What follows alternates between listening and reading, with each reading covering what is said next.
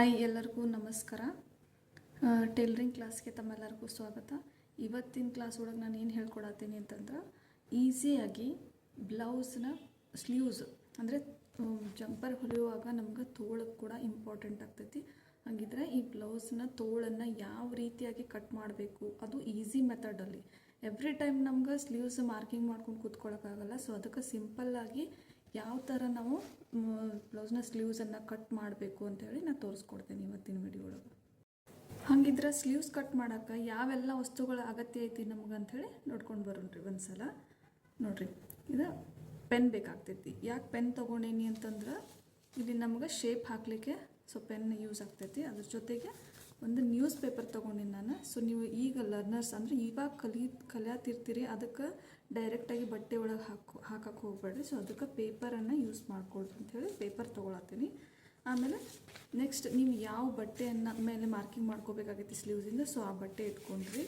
ಅದರ ಜೊತೆಗೆ ಮುಖ್ಯವಾಗಿ ನಮಗೆ ಬೇಕಾಗಿದ್ದು ಟೇಪು ಅಳತೆ ಮಾಡಲಿಕ್ಕೆ. ಅದರ ಜೊತೆಗೆ ಒಂದು ಸೀಸರ್ ಇಟ್ಕೊಂಡಿರಿ. ಆಮೇಲೆ ಒಂದು ಇಂಚ್ ಪಟ್ಟಿಯನ್ನು ಇಟ್ಕೊಂಡು ರೆಡಿ ಮಾಡಿ ಇಟ್ಕೊಂಡಿರಿ. ಈ ಎಲ್ಲ ವಸ್ತುಗಳು ನಿಮ್ಮ ಹತ್ರ ಆಲ್ರೆಡಿ ರೆಡಿ ಇಟ್ಕೊಂಡಿದ್ರಿ ಅಂತಂದ್ರೆ ಮತ್ತೆ ಯಾಕೆ ತಡ ಮಾಡಿದ್ರಿ, ಹೆಂಗೆ ಕಟ್ಟಿಂಗ್ ಮಾಡೋದು, ಹೆಂಗೆ ಮಾರ್ಕಿಂಗ್ ಮಾಡೋದು ಅಂತ ನೋಡ್ಕೊಂಡು ಬರೋಣ. ಇದ್ರಲ್ಲಿ ನೋಡ್ರಿ, ಮೊದಲೇದಾಗಿ ನಾನು ಇಲ್ಲಿ ಪೇಪರನ್ನು ಎತ್ತಿಟ್ಕೊಂಡೀನಿ. ಸೊ ಈ ಪೇಪರ್ಗೆ ನಾವು ಮಾರ್ಕಿಂಗ್ ಮಾಡ್ತಾ ಹೋಗ್ಬೇಕಾಗ್ತದೆ. ಫಸ್ಟ್ ಏನೆಲ್ಲ ಮಾರ್ಕಿಂಗ್ ಮಾಡಬೇಕು ಅಂತಂದ್ರೆ ತೋಳಿನ ಉದ್ದ ತೊಗೋಬೇಕು, ಆಮೇಲೆ ತೋಳಿನ ಅಗಲವನ್ನು ತೊಗೋಬೇಕಾಗ್ತೈತಿ, ಆಮೇಲೆ ಎಕ್ಸ್ಟ್ರಾ ಎಷ್ಟು ಇಟ್ಕೋಬೇಕು ಅಂತಲೂ ನಾನು ಹೇಳ್ಕೊಡ್ತೀನಿ. ಇಲ್ಲಿ ನೋಡಿರಿ, ತೋಳಿನ ಉದ್ದ ಯಾವ ಸೈಡ್ ನಾವು ಅಳತೆ ಮಾಡಿ ಹಾಕೋಬೇಕು ಅಂತಂದ್ರೆ ಇದನ್ನು ನಾವು ಫೋಲ್ಡ್ ಮಾಡಿರ್ತೀವಲ್ಲ, ಮಡಚಿದ ಭಾಗ ಯಾವ ಕಡೆ ಬಂದಿರ್ತೈತಿ ಆ ಕಡೆ ಏನು ಮಾಡಬೇಕಪ್ಪ ಅಂತಂದ್ರೆ ತೋಳಿನ ಉದ್ದವನ್ನು ತಗೋಬೇಕು. ಇನ್ನು ಈ ಕಡೆ ಓಪನ್ ಇರ್ತೈತಿ ಡೌನ್ ಸೈಡ್ ಅಂದರೆ ಕೆಳಗಡೆ. ಸೊ ಕೆಳಗಡೆ ಏನು ಓಪನ್ ಇರ್ತೈತಿ ಅಲ್ಲಿ ನಾವೇನು ಮಾಡಬೇಕು, ತೋಳಿನ ಅಗಲವನ್ನು ತಗೋಬೇಕಾಗ್ತೈತಿ. ಅದ್ರ ಜೊತೆಗೆ ಇಲ್ಲಿ ನೋಡಿರಿ, ನಮ್ಮ ಬಲಭಾಗಕ್ಕೆ ಏನಿರಬೇಕು, ಈ ಥರ ಓಪನ್ ಇರಬೇಕಿದು. ಎಡಭಾಗಕ್ಕೆ ಕ್ಲೋಸ್ ಇರಬೇಕು, ಅಂದ್ರೆ ಫೋಲ್ಡ್ ಆಗಿರಬೇಕು. ಸೊ ಇಲ್ಲಿ ನೋಡಿರಿ, ಹಂಗಿದ್ರೆ ಫೋಲ್ಡ್ ಯಾವ ಕಡೆ ಆಗಿರ್ತೈತೋ ಅಲ್ಲಿ ಏನು ಮಾಡಬೇಕು ಅಂತಂದ್ರೆ ತೋಳಿನ ಉದ್ದವನ್ನು ತೊಗೊಳ್ಬೇಕು. ಅಂದರೆ ಇಲ್ಲಿ ಒಂದು ಅಂದಾಜು ಅಳತೆ ಒಳಗೆ ನಾನು ಒಂದು 6 ಇಂಚ್ ತೊಗೊಂಡಿದ್ದೇನೆ. ಸೊ ಇಲ್ಲಿ 6 ಇಂಚ್ ಎಲ್ಲಿಗೆ ಬರ್ತೈತಿ ಅಲ್ಲಿಗೆ ಮಾರ್ಕಿಂಗ್ ಮಾಡಬೇಕು. ಹಾಗಿದ್ರೆ ಈ ತೋಳಿನ ಅಗಲ ಎಷ್ಟು ತೊಗೋಬೇಕಾಗ್ತೈತಿ, ನಮ್ದು ಆರ್ಮ್ ಹೋಲು 5 ಇತ್ತು ಅಂತ ತಿಳ್ಕೊರಿ. 5 ಇದ್ರೆ ಅದಕ್ಕೆ +3 ಆ್ಯಡ್ ಮಾಡ್ಕೋಬೇಕು. ಅಂದ್ರೆ 3 ಇಂಚನ್ನು ಕೂಡಿಸ್ಕೊಂಡಾಗ ಅದು 8 ಇಂಚ್ ಆಗ್ತೈತಿ. ಸೊ ಅದಕ್ಕೆ ನಾವಿಲ್ಲಿ ಏನು ಮಾಡತ್ತೀನಿ, ಆರ್ಮ್ ಹೋಲ್ 5 ಇದ್ದಲ್ಲೇ 3 ಇಂಚನ್ನು ಕೂಡಿಸ್ಕೊಂಡು ಇಲ್ಲಿ 8 ಇಂಚಿಗೆ ಒಂದು ಮಾರ್ಕಿಂಗ್ ಮಾಡ್ಕೊಂಡೀನಿ. ಸೊ ಅದೇ ರೀತಿ ಕೆಳಗೂ ಮಾಡ್ಕೋಬೇಕು. ಸೊ ಇಲ್ಲಿ 8 ಇಂಚಿಗೆ ಮಾರ್ಕಿಂಗ್ ಮಾಡ್ತಾ ಇದ್ದೇನೆ. ಈಗೇನು ಮಾಡೋಣ ಅಂತ ಇದನ್ನು ಜಾಯಿನ್ ಮಾಡೋಣ.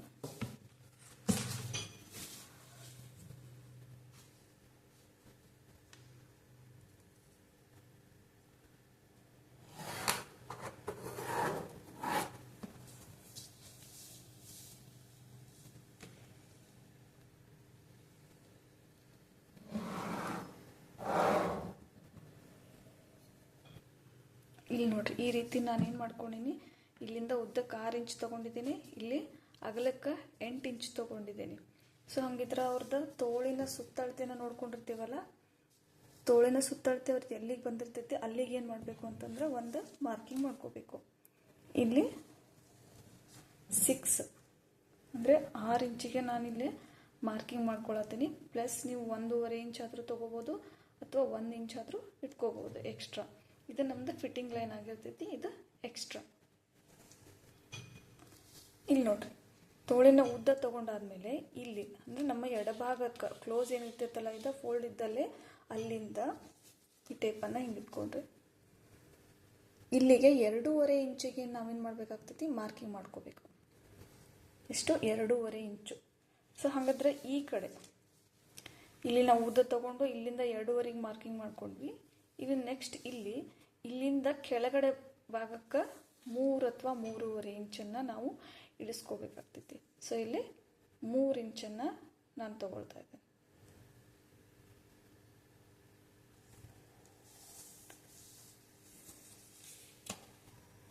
ಹಾಗಿದ್ರೆ ಈಗೇನು ಮಾಡ್ರಿ, ಈ ಕಡೆಯಿಂದ ಈ ಕಡೆ ಅಂದರೆ ನಮ್ಮ ಎಡಭಾಗದಿಂದ ಬಲಭಾಗಕ್ಕೆ ನಾವು 2.5 ಇಂಚ್ ತೊಗೊಂಡಿದ್ವಿ.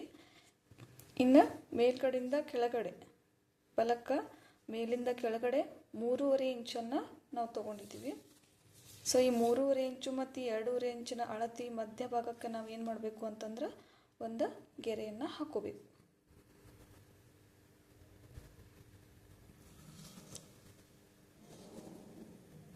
ನೋಡ್ರಿ ಹಂಗತ್ರ ಇಲ್ಲಿ ನೀವು ಗೆರೆ ಹಾಕೊಂಡು ಆದಮೇಲೆ ಈ 3.5 ಇಂಚ್ ಏನು ತೊಗೊಂಡಿದ್ವಿ ಅಲ್ಲಿಂದ ನಾವು ಕೆಳಗಡೆ ಫಿಟ್ಟಿಂಗ್ ಲೈನ್ ಬಿಟ್ಟು ಎಕ್ಸ್ಟ್ರಾ ಎಷ್ಟು ತೊಗೊಂಡಿದ್ವಿಪ್ಪ ಅಂತಂದ್ರೆ 1.5 ಇಂಚಷ್ಟು ನಾವು ತೊಗೊಂಡಿದ್ವಿ. ಹಾಗಾದ್ರೆ ಇಲ್ಲೂ ಕೂಡ 1.5 ಇಂಚಿಗೆ ನಾವು ಏನು ಮಾಡಬೇಕಾಗ್ತೈತಿ, ಮಾರ್ಕಿಂಗ್ ಮಾಡ್ಕೋಬೇಕಾಗ್ತೈತಿ.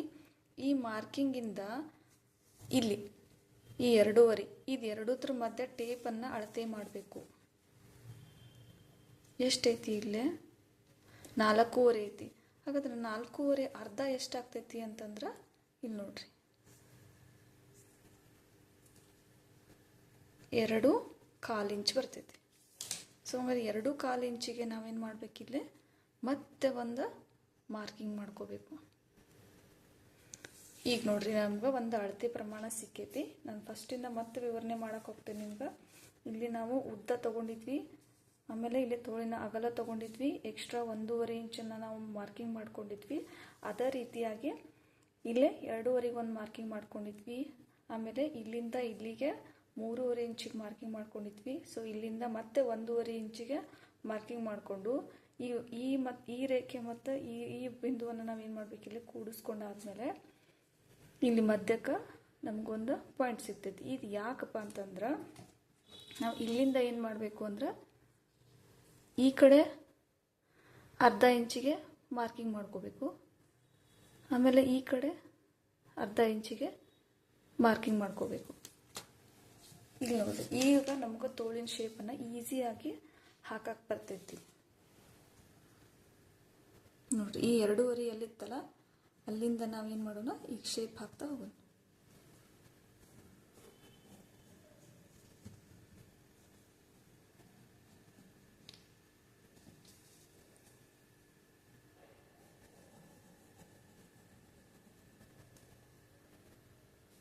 ಮೊದಲು ಮೇಲಿನ ಗೆರೆನ ಕೂಡಿಸ್ಕೋಬೇಕು. ಈ ಶೇಪ್ ಕಾಣಿಸತೈತೆ ಅಂತ ತಿಳ್ಕೊಂಡೆ ನಾನು ನಿಮ್ಗೆ. ಹಿಂಗೆ ನೋಡ್ರಿ ಇದನ್ನು ಈ 2.5 ಇತ್ತಲ್ಲ, ಸೊ ಅಲ್ಲಿಂದ ಮತ್ತೆ ಕೆಳಗೆ ತಗೋಬೇಕೀಗ.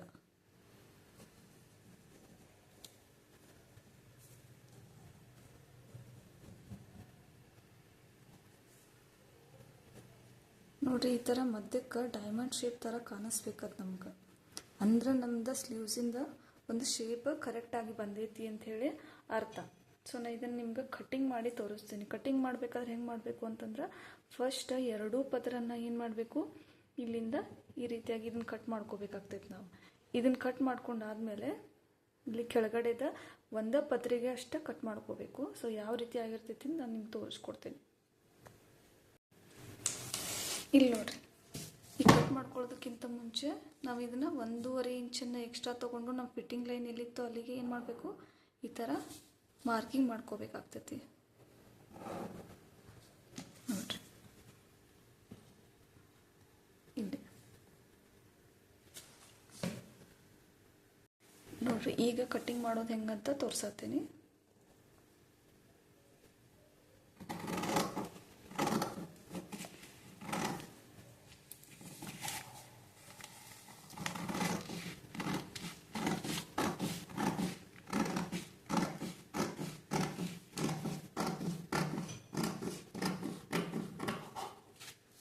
ಸೊ ಈಗ ಒಂದು ಪದರನ್ನು ನಾವು ಕಟ್ ಮಾಡಿದ್ವಿ. ಈಗ ಇದು 2 ಇರೋದ್ರಿಂದ ಸೊ ಈ ಮೇಲ್ಭಾಗಕ್ಕಷ್ಟೇ ಕಟ್ ಮಾಡಬೇಕಾಗ್ತೈತಿ ಒಳಗಡೆ.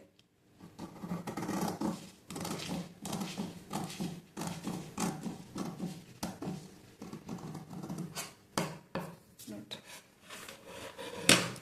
ಈಗ ನಮ್ಗೆ ತೋಳಿನ ಶೇಪ್ ರೆಡಿ ಆಗೈತಿ. ಸೊ ಈ ರೀತಿ ನಾವು ತೋಳನ್ನು ಕರೆಕ್ಟಾಗಿ ಶೇಪ್ ಮಾಡಿ ಒಂದು ಸಲ ಇದನ್ನು ರೆಡಿ ಮಾಡಿ ಇಟ್ಕೊಂಡ್ರೆ ನಾವು ಎಷ್ಟು ಸಲ ಸಿಂಪಲ್ ಬ್ಲೌಸನ್ನು ಕಟ್ ಮಾಡ್ತಿರ್ತೀವೋ ಅವಾಗ ಎಲ್ಲನೂ ಈ ಪೇಪರ್ ನಮ್ಗೆ ಖಂಡಿತ ಯೂಸ್ ಆಗ್ತೈತಿ. ನಾನು ಅದೇ ರೀತಿ ಇಲ್ಲಿ ಒಂದು ರಟ್ ಒಳಗೆ ಕಟ್ ಮಾಡಿ ಇಟ್ಕೊಂಡ್ಬಂದೀನಿ ಇದೇ ಥರ ಪೇಪರ್ನ. ಸೊ ಇಲ್ಲಿ ಕಾಣಿಸ್ತಿರ್ಬೋದು ನಿಮ್ಗೆ ಇದು ರಟ್ಟ. ಇದು ನಿಮ್ಗೆ ಕಟ್ ಆಗೋದಿಲ್ಲ. ಸೊ ಯಾವಾಗಿದ್ರೂ ನಮ್ಮ ಬಾಕ್ಸಲ್ಲಿ ನಾವೆಲ್ಲ ನಮ್ಮ ಟೈಲರಿಂಗ್ ಮಟೀರಿಯಲ್ಸ್ ಏನು ಹಾಕಿಟ್ಕೊಂಡಿರ್ತೀವಿ ಅದ್ರ ಜೊತೆಗೇನ ಈ ತೋಳಿನ ಶೇಪನ್ನು ಕೂಡ ಈಗ ನಾ ಏನು ಮೆಜರ್ಮೆಂಟ್ ಹೇಳಿನಿ ಅದ ಮೆಜರ್ಮೆಂಟಿಂದ ಶೇಪ್ ರೆಡಿ ಇದ್ದಿದ್ದಿದೆ. ಸೊ ನೀವು ಕೂಡ ಇದೇ ಮೆಜರ್ಮೆಂಟಿಂದ ಒಂದು ಶೇಪ್ ಹಾಕಿ ರೆಡಿ ಮಾಡಿ ಇಟ್ಕೊಂಡಿದ್ದ ಆದ್ರೆ ನೀವು ಎನಿ ಟೈಮ್ ಅಂದರೆ ಯಾವಾಗ ಬೇಕಾದಾಗೂ ನಮ್ಗೆ ಈಸಿಯಾಗಿ ಇದನ್ನು ರೆಡಿಯಾಗಿ ಇಟ್ಕೊಂಡು ನಾವು ಶೇಪನ್ನು ಹಾಕ್ಕೊಂಡು ಈಸಿಯಾಗಿ ಸಿಂಪಲ್ ಸ್ಲೀವ್ಸನ್ನು ಕಟ್ ಮಾಡ್ಬೋದು. ಇಲ್ಲಿ ನೋಡ್ರಿ, ಬಟ್ಟೆ ಒಳಗೆ ನಾವು ಡೈರೆಕ್ಟಾಗಿ ಈ ಥರ ಈ ಶೇಪನ್ನು ಅಂದ್ರೆ ಈ ಕಡೆಯಿಂದ ಈ ಕಡೆ ಫೋಲ್ಡ್ ಏನಿರ್ತೈತಿ ಈ ಕಡೆ ಭಾಗದೊಳಗೆ ನಮ್ದು ಉದ್ದವನ್ನು ತಗೊಂಡು ಆ ಉದ್ದ ಎಲ್ಲಿಗೆ ಬಂದಿರ್ತೈತಿ ಸೊ ಅಲ್ಲಿಗೆ ನಾವು ಇಟ್ಬಿಟ್ರೆ ಇನ್ನು ಯಾವುದೇ ಅಳತೆಯನ್ನು ನಾವು ತಗೊಳ್ಳೋ ಅವಶ್ಯಕತೆ ಇಲ್ಲ. ಸೊ ಇದನ್ನು ಈ ಥರ ಮಾರ್ಕಿಂಗ್ ಮಾಡ್ಕೋಬೇಕು. ಆಮೇಲೆ ಇದನ್ನು ಕೂಡ ಮಾರ್ಕಿಂಗ್ ಮಾಡ್ಕೊಂಡ್ರಿ ಅಂತಂದ್ರೆ ನಿಮ್ಗೆ ಈಸಿಯಾಗಿ ಸ್ಲೀವ್ಸನ್ನು ಕಟ್ ಮಾಡ್ಬೋದು. ಇನ್ನು ಒಳಗಡೆದು ಹೆಂಗೆ ಕಟ್ ಮಾಡಬೇಕು ಅಂತಂದ್ರೆ ಈ ಥರ. ಸೊ ಇದನ್ನು ಫುಲ್ ಬಿಚ್ಚಾದರೂ ಹಾಕೋಬೋದು ಅಥವಾ ನೀವು ಹಿಂಗೆ ಫೋಲ್ಡ್ ಮಾಡಿ ಒಂದ್ಸಲ ಇದನ್ನು ಮಾರ್ಕಿಂಗ್ ಮಾಡ್ಕೋಬೋದು. ಆಮೇಲೆ ಇದನ್ನು ಓಪನ್ ಮಾಡಿ ಮತ್ತು ಒಳಗಡೆ ಶೇಪನ್ನು ಹಾಕೋಬೋದು. ನೋಡಿದ್ರಲ್ಲ ಇಷ್ಟೋ ಮಟ್ಟ ಯಾವ ಥರ ಕಟ್ ಮಾಡಿದ್ವಿ ಅಂತ. ಬಟ್ ನಿಮಗೆ ನೋಡಬೇಕಾದ್ರೆ ಇದು ಎಷ್ಟು ಕಷ್ಟ ಐತಿ ಅಂತ ಅನ್ನಿಸ್ಬೋದು. ಆದ್ರೆ ಒಂದ್ಸಲ ನೀವು ಇದನ್ನು ಕಟ್ಟಿಂಗನ್ನು ಪ್ರಾಕ್ಟೀಸ್ ಮಾಡಿ ಕಲ್ಕೊಂಡಿದ್ದ ಅಂತಂದ್ರೆ ಬೇಕಾದಷ್ಟು ಸಲ ನಾವು ಶೇಪ್ಸನ್ನು ಹಾಕೋಬೋದು. ಅದ್ರ ಜೊತೆಗೆ ನೀವು ಒಂದ್ಸಲ ಪರ್ಫೆಕ್ಟ್ ಆಗಿದ್ರಿ ಅಂತಂದ್ರೆ ನೀವು ಆ ಥರ ಒಂದು ರಟ್ಟನ್ನು ರೆಡಿ ಮಾಡಿ ಇಟ್ಕೊಂಡ್ರೆ ಆ ರಟ್ಟನ್ನು ಎನಿ ಟೈಮ್ ನೀವು ಯಾವಾಗ ಬೇಕಾದಾಗೂ ಸ್ಲೀವ್ಸ್ ಕಟ್ಟಿಂಗ್ ಮಾಡುವಾಗ ಯೂಸ್ ಮಾಡ್ಕೋಬೋದು. ಈ ವಿಡಿಯೋ ನಿಮ್ಗೆ ಯೂಸ್ಫುಲ್ ಆಗೈತೆ ಅಂತ ಅಂದ್ಕೊಂಡೀನಿ. ಸಾಕಷ್ಟು ಜನ ಕೇಳ್ತಿದ್ರು ನನಗೆ ಸ್ಲೀವ್ಸ್ ಕಟ್ಟಿಂಗ್ ಯಾವ ಥರ ಮಾಡಬೇಕು ಅಂಥೇಳಿ. ಸೊ ನಾವು ನೆಕ್ಸ್ಟ್ ಬ್ಲೌಸ್ ಕಟ್ಟಿಂಗ್ ಮಾಡೋದಕ್ಕಿಂತ ಮುಂಚೆ ಇದನ್ನು ಕಲ್ಕೊಂಡಿದ್ದ ಅಂತಂದ್ರೆ ನಮ್ಗೆ ಈಸಿ ಆಗ್ತೈತಿ ಬ್ಲೌಸ್ ಕಟ್ ಮಾಡಬೇಕಾದ್ರೆ. ಸೊ ಅದಕ್ಕೆ ಇದನ್ನು ಪ್ರಾಕ್ಟೀಸ್ ಮಾಡಿರಿ ಅಂತ ಹೇಳೋಕೆ ಇಷ್ಟಪಡ್ತೀನಿ. ಇಷ್ಟೊತ್ತು ತಾಳ್ಮೆಯಿಂದ ನನ್ನ ವಿಡಿಯೋನ ನೋಡಿದ್ದಕ್ಕೆ ತಮ್ಮೆಲ್ಲರಿಗೂ ಧನ್ಯವಾದ. ಸೊ ದಯವಿಟ್ಟು ಯಾರಿಗೆಲ್ಲ ಈ ವಿಡಿಯೋ ಯೂಸ್ ಆಗ್ತೈತಿ ಅಂತ ಅನಿಸುತ್ತೋ ಸೊ ಪ್ಲೀಸ್ ಶೇರ್ ಮಾಡಿರಿ ಆ್ಯಂಡ್ ಸಬ್ಸ್ಕ್ರೈಬ್ ಮಾಡಿಕೊಡ್ರಿ ನನ್ನ ಚಾನಲ್ನ. ಯಾಕೆ ಹೇಳ್ತಾ ಇದ್ದೀನಿ ಅಂತಂದ್ರೆ ಮುಂದಿನ ನನ್ನೆಲ್ಲ ಟೈಲರಿಂಗ್ನ ಕಲಿಸುವಂಥ ಏನು ಐಟಮ್ಸ್ಗಳದಾವೆ ಸೊ ಯಾವ ಬ್ಲೌಸ್ ಆಗಿರ್ಬೋದು, ಡ್ರೆಸ್ ಆಗಿರ್ಬೋದು, ಫ್ರಾಕ್ಸ್ ಆಗಿರ್ಬೋದು, ಆಮೇಲೆ ಬೋಟ್ ನೆಕ್ ಆಗಿರ್ಬೋದು ಅಥವಾ ಪ್ರಿನ್ಸ್ ಕಟ್ ಬ್ಲೌಸ್ ಆಗಿರ್ಬೋದು, ಈ ಥರ ಸಿಂಪಲ್ ಟ್ರಿಕ್ಸನ್ನು ಹೇಳ್ತಾ ನಾನು ಕಲಿಸ್ಕೊತ ಹೋಗ್ತೀನಿ. ಸೊ ಹಾಗಾಗಿ ಈ ವಿಡಿಯೋನ ಆದಷ್ಟು ಎಲ್ಲರಿಗೂ ಶೇರ್ ಮಾಡಿರಿ ಅಂತ ಹೇಳೋಕೆ ಇಷ್ಟಪಡ್ತೀನಿ. Thank you so much.